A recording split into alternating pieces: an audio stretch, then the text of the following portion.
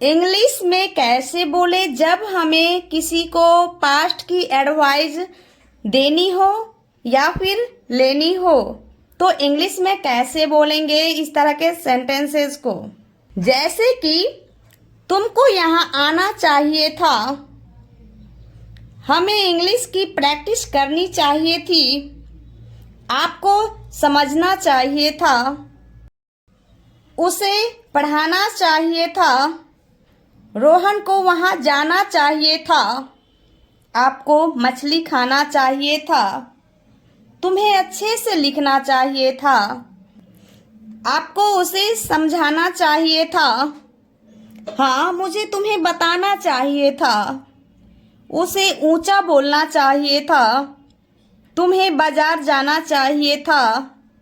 Guys, इन सारे sentence से हमें यह पता चलता है कि पास्ट की एडवाइस देने या फिर लेने की बोध हो रहा है। तो आइए जानते हैं, जब हमें पास्ट की एडवाइस किसी को देना हो या फिर लेना हो तो हम क्या यूज़ करेंगे। गाइज, आपने अभी जस्ट इन सारे सेंटेंस को सुने हैं, तो आपने एक चीज़ तो ज़रूर नोटिस किए होंगे, इन सारे सेंटेंस में एक चीज़ कॉमन आया हुआ है जो कि सारे सेंटेंस में है, वो है चाहिए था, चाहिए थी। ये सारे सेंटेंस में क्या है, कॉमन है। तो हमें जब भी पास्ट की एडवाइस किसी को देना हो या फिर लेना हो तो उसका पहचान होता है चाहिए था, चाहिए थी। तो इस तरह के सेंटेंसेस के लिए हम चाहिए था, चाहिए थी के लिए हम क्या यूज करेंगे। सबसे पहले तो ये जानेंगे, चाहिए था, चाहिए थी के लिए हम क्या यूज करेंगे, should have. Should have, should have आपको पास्ट की एडवाइस देने और लेने के लिए यूज होता है। तो इसको आपको याद रखना है, जब भी सेंटेंस के एंड में चाहिए था, चाहिए थी रहेगा तो आप शुड हैव का यूज करेंगे। और गाइज, मेन वर्ब जो होगा उसमें ना रहेगा, नी रहेगा। जैसे तुमको यहाँ आना चाहिए था, हमें इंग्लिश की प्रैक्टिस करनी चाहिए थी। देखिए वर्ब में लगा है ना, नी। ओके, जैसे आपको समझना चाहिए था, समझना ना आया ना। तो इस चीज़ को याद रखिएगा, जब भी आपको इस तरह के सेंटेंसेस को बोलनी हो तो आप शुड हैव का यूज करेंगे। और शुड हैव पास्ट की एडवाइस को इंडिकेट करता है। तो चलिए गाइज, बिना देरी करते हुए शुड हैव को स्ट्रक्चर में कैसे सेट करना है पहले ये सीखेंगे, क्योंकि मेन तो होता है स्ट्रक्चर। तो सबसे पहले गाइज आपको सब्जेक्ट का यूज करना है। Subject, subject plus should have. Subject के बाद ही आपको क्या करना है, शुड हैव का यूज करना है।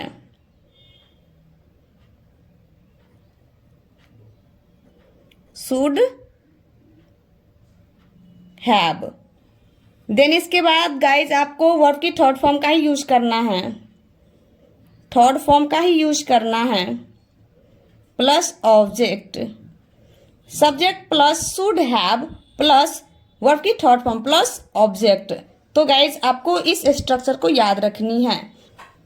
तो चलिए इस स्ट्रक्चर को और भी बेहतर तरीका से समझने के लिए इन सारे सेंटेंस को प्रैक्टिस कर लेते हैं। इससे क्या होगी, आपकी सारी कंसेप्ट क्लियर हो जाएगी।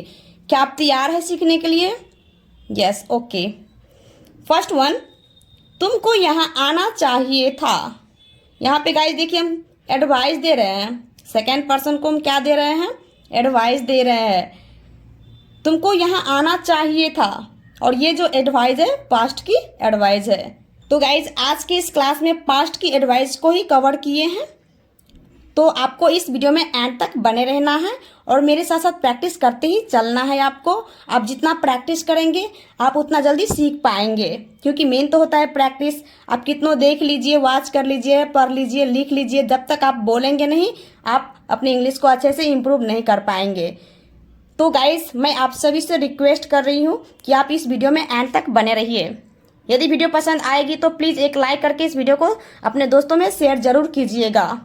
ओके, तुमको यहाँ आना चाहिए था। सब्जेक्ट क्या है? तुमको, तो तुम इसमें क्या है? सब्जेक्ट है यू। देन इसके बाद शुड हैव का यूज करना है। ऑल सब्जेक्ट के साथ गाइज आपको शुड हैव का यूज करना है। Should have. देन वर्ब की थर्ड फॉर्म का ही यूज करना है गाइज। क्या है? आना। तो आना की इंग्लिश क्या होती है?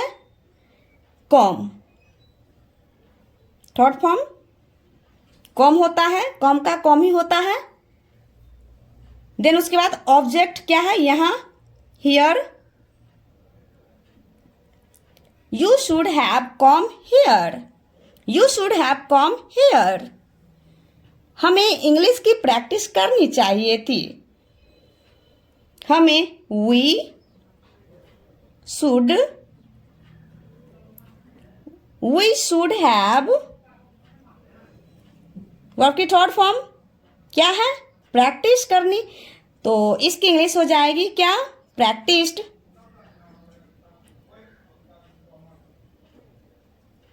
प्रैक्टिस्ड। देन इसके बाद ऑब्जेक्ट क्या है? इंग्लिश की। तो क्या हो जाएगी? English. We should have practised English. We should have practised English. आपको समझना चाहिए था। You should have.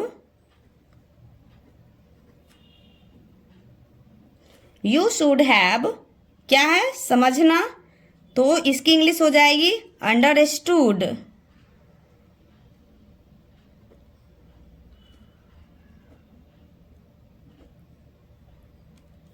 You should have understood. You should have understood. उसे पढ़ाना चाहिए था। ही। यदि लड़का होगा तो ही का यूज करेंगे, लड़की होगी तो सी का। He should have. पढ़ाना की इंग्लिश थर्ड फॉर्म में हो जाएगा taught. He should have taught. He should have taught. Rohan को वहां जाना चाहिए था। सब्जेक्ट क्या है? रोहन। रोहन शुड हैव क्या है? जाना। तो जाना की इंग्लिश गॉन। वहां there. Rohan should have gone there. Rohan should have gone there. आपको मछली खाना चाहिए था। यू शुड हैव खाना ईटेन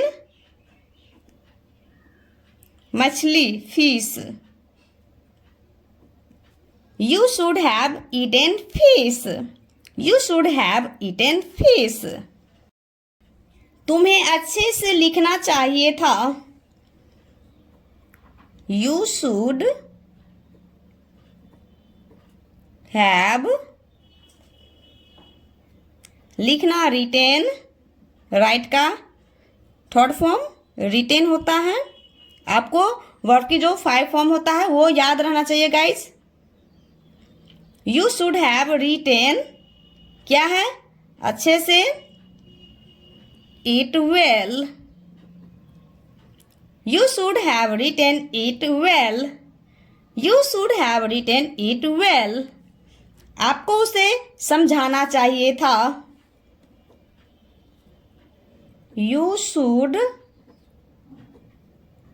हैव समझाना एक्सप्लेन्ड। एक्सप्लेन्ड उसे हिम। यदि लड़की होगी तो हर का यूज करेंगे। Okay. You should have explained him. You should have explained him. हाँ, मुझे तुम्हें बताना चाहिए था। यहाँ पे गाइज इस सेंटेंस में एडवाइस ले रहे हैं। तो हाँ की इंग्लिश पहले लिखना है यस। इसके बाद सब्जेक्ट क्या है? मुझे। आई शुड हैव, बताना told,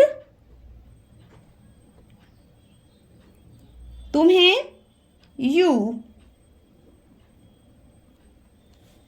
yes I should have told you.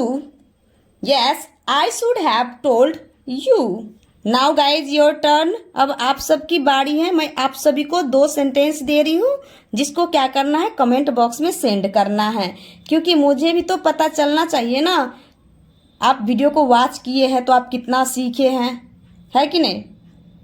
ये तो मुझे भी तो पता चलना चाहिए ना, इसलिए आपको इन दोनों सेंटेंस को कमेंट बॉक्स में सेंड करना है। फर्स्ट वन, उसे ऊंचा बोलना चाहिए था। एंड सेकेंड वन, तुम्हें बाजार जाना चाहिए था।